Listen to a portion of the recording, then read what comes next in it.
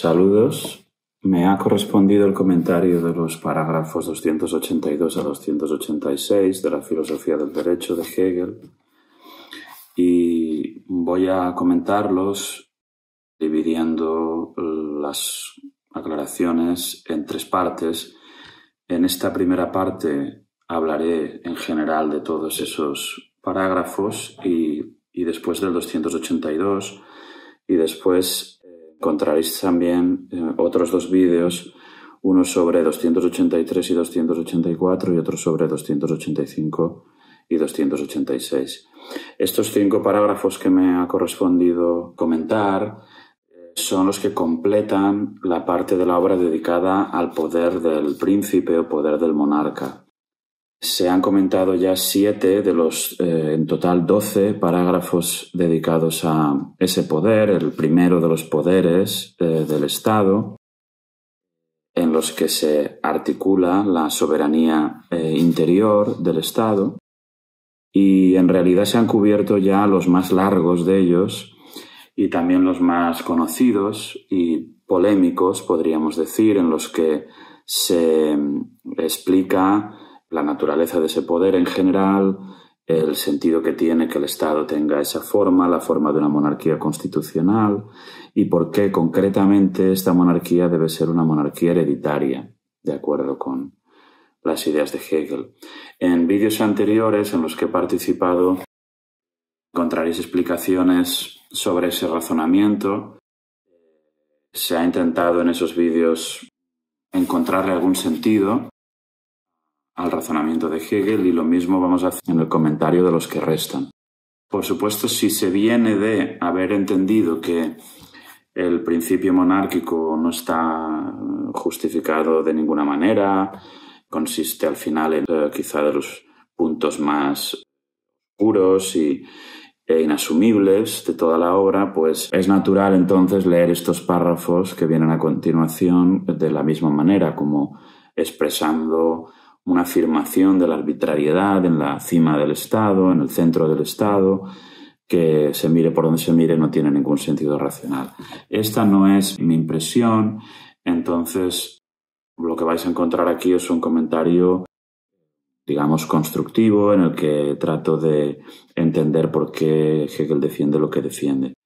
Como, por ejemplo, Marx, en su crítica de la filosofía del Estado, viene de haber entendido que los parágrafos precedentes sobre la justificación de la monarquía hereditaria son poco menos que un disparate, pues fácilmente encuentra aquí en estos que tratan de cosas como el derecho de gracia del monarca, el derecho a perdonar, que tendría él, que sería un derecho exclusivo suyo, por un lado, y por otro lado la tesis de la falta de responsabilidad del monarca para con las decisiones y los efectos de las decisiones tomadas, pues es fácil que entienda que sobre esa base inaceptable, supuestamente inaceptable, pues se desarrollan consecuencias o se extraen consecuencias igualmente inaceptables, poco menos que el monarca aparecería como alguien que suspende el derecho cuando le viene en gana y que no tiene que dar cuenta de ello y de hecho no tiene que dar cuenta de nada porque él está más allá de toda responsabilidad. Veréis en el comentario que haré ahora que yo no entiendo así estos parágrafos, espero que le encontréis sentido a lo que voy a decir. Yo creo que se pueden leer igual que los anteriores, pues de otra manera y es lo que voy a intentar hacer. Empiezo, pues como he dicho, por el comentario al parágrafo 282, que es muy breve. Estos 5 parágrafos que faltan de la sección son breves todos ellos y nos va a permitir leerlos en voz alta. He pensado que puede ser una buena idea en este caso. En otros casos lleva mucho tiempo y por la complejidad de lo que expone Hegel, pues creo que no ganamos leyéndolos aquí de corrido, pero en estos otros casos, en estos parágrafos que quedan de esta sección, pues me parece que nos podemos permitir la lectura. 282 dice: de la soberanía del monarca se desprende el derecho de gracia, como he dicho, a los delincuentes, porque solo a ella, a la soberanía del monarca, quiere decir, le corresponde la realización del poder del espíritu por el que lo sucedido se convierte en no sucedido y el delito se aniquila en el perdón y en el olvido. Este parágrafo se podría malentender si se le diera demasiado peso a una coma que suelen incluir las traducciones. Esta que acabo de leer lo hace, que lleva a que nos detengamos cuando dice «Solo a ella le corresponde la realización del poder del Espíritu, coma, por el que lo sucedido». Bueno, pienso que se entiende que se está hablando de el poder por el que el Espíritu puede, de alguna manera, hacer de lo sucedido algo que de alguna manera no ha sucedido. Veremos enseguida que este énfasis en que esto ocurre de alguna manera no es gratuito. Apoyo en acciones que se han publicado sobre este tema, sobre el derecho de gracia. Bueno, yo querría destacar que se está hablando del derecho a perdonar, olvidar y perdonar. No es el derecho a castigar o perdonar, castigar o no castigar, no. Es el derecho a perdonar a alguien que habría sido condenado. De hecho, en las lecciones Hegel subraya que el perdón no significa ni siquiera esa frase de que lo sucedido se convierte en lo no sucedido, debería entenderse como si se dijera o se pretendiera que no se ha cometido el delito. El delito se ha cometido, que ocurre, y ha sido juzgado conforme a derecho, y conforme a derecho alguien ha sido condenado. Y aquí lo único que ocurre es que se van a considerar aspectos subjetivos que el derecho, el juicio, no debería haber contemplado.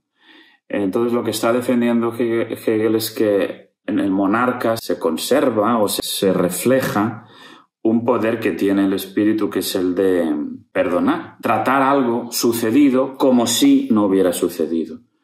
Subrayo como si porque en las lecciones es explícito que no se trata de negar que ha sucedido, sino de olvidar, perdonar. Hegel cree que esto es algo que hacemos los seres humanos, podemos hacer, perdonar y olvidar, y en el Estado esto también tendría un lugar, y sería este.